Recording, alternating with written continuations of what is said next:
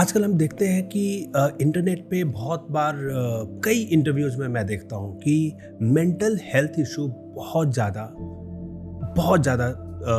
फैल रहा है, बहुत ज़्यादा लोगों के बीच में है। जितना ही ज़्यादा डेवलपमेंट की तरफ हम जा रहे हैं, जितना टेक्नोलॉजी की तरफ जा रहे हैं, लोग अकेले होते भी जा रहे हैं। लॉनलीनेस है, मेंटल हेल्थ इश्यूज है। तो एक तरफ जहाँ एआई लोगों को हर तरीके से ग्रो करने में मदद कर रहा है, तो क्या कोई ऐसा तरीका हो सकता है जिससे लोनलीनेस और मेंटल हेल्थ इश्यूज में एआई की मदद ली जा सके? क्योंकि कई ऐसे क्वेश्चंस होते हैं जो लोग सबके सामने, इवन साइकोलॉजिस्ट के सामने भी नहीं रख पाते खुलकर, और अगर वो एक डिवाइस से बात करेंगे तो वो they can speak their heart out, पूरा खुल के बात कर सकते हैं, हर एक डिटेल रख सकते हैं। तो ये कैसे संभव है कि एआई उनकी मदद कर सके? राहुल, ये संभव है और ये हो भी रहा है। मुझे 2-3 ऐप्स हैं जो मुझे सारे, बट एक ऐप है replica. Okay. 30 million downloads. That is, उसी से आपको अंदाजा लगेगा कि लोग कितना लोनली हैं। और ये यंग क्राउड बहुत ज्यादा है, ये क्योंकि यही अवेयर होता है इन सब टूल्स के बारे में जी। तो रेप्लिका जैसे बहुत सारे ऐसे ऐप्स आ गए हैं, ऐसे एआई ऐप्स आ गए हैं जो आपसे आपके दोस्त बन जाते हैं। Okay. Not a good thing, because जैसे हमारी पूरी बात कॉन्वर्सेशन का मेन था कि ह्यूमन इंटरैक्शन वो खत्म हो रहा है। बट जहां ह्यूमन इंटरैक्शन नहीं हो रहा है, आप उस बच्चे को, उस लड़के को, उस लड़की को अकेला नहीं छोड़ सकते हो। उसको कहीं तो किसी को बोलना कुछ पड़ेगा। जैसे आपने कहा, अगर मैं किसी मशीन से बात कर रहा हूं तो मैं खुल के बात करूंगा जी। क्यों? क्योंकि जजमेंट नहीं है वहां पे। राइट। सो एक स्टैनफोर्ड स्टडी है, एक स्टैनफोर्ड प्रोफेसर ने एक स्टडी की जिसमें उसने करीब 1000 ऐसे लोगों को स्टडी किया जिन्होंने रेप्लिका ऐप डाउनलोड किया था। ओके।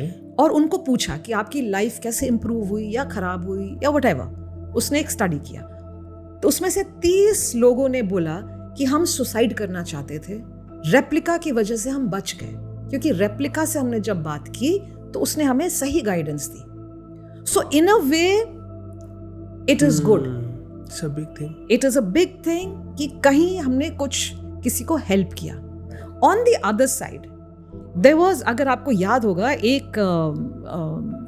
एक आदमी था, वो विंडसर पैलेस के अंदर चला गया क्वीन को मारने के लिए। ओके।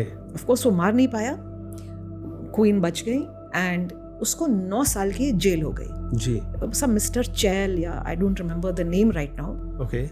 उसके बाद उससे पूछा गया तो उसने बोला मैंने एआई चैटबॉट से बात की थी। ओके। और हमने ये प्लान मिलके बनाया। क्या बात तो है? एक तरफ ये है, एक तरफ वो है। तो हर ऐप के पॉजिटिव भी है, नेगेटिव भी है।